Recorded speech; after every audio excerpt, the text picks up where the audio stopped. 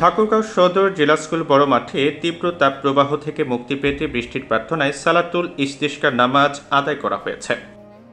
শনিবার সকাল ৯টায় এই নামাজের ইমামতি, খুতবা ও মোনাজাত প্রদান করেন ঠাকুরগাঁও জেলখানার ইমাম মাওলানা মোহাম্মদ খলিলুল্লাহ। নামাজ আদায় করতে আসা জাফরুল্লাহ জালালি জানান, এই রোদে ৫ মিনিট থাকা যায় না, শরীর ঝলসে যাওয়ার মতন অবস্থা। বৃষ্টির আশায় নামাজ আদায় করা হয়েছে।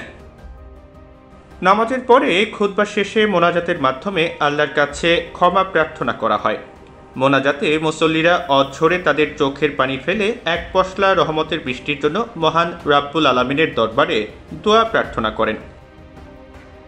প্রসঙ্গত, শীতপ্রবণ জেলা ঠাকুরগাঁওয়ে তীব্র গরমে অতিষ্ঠ হয়ে পড়েছে জনজীবন। তীব্র থেকে তীব্রতর তাপমাত্রার মুখোমুখি হতে হচ্ছে জেলার মানুষকে। তাপ প্রবাহের কারণে দৈনন্দিন কাজে ব্যাঘাত ঘটছে। মাঠে কাজ করা দুর্বিষহ হয়ে পড়েছে কৃষকের জন্য। হাসপাতালে বেড়েছে শিশু, বৃদ্ধ রোগীর সংখ্যা।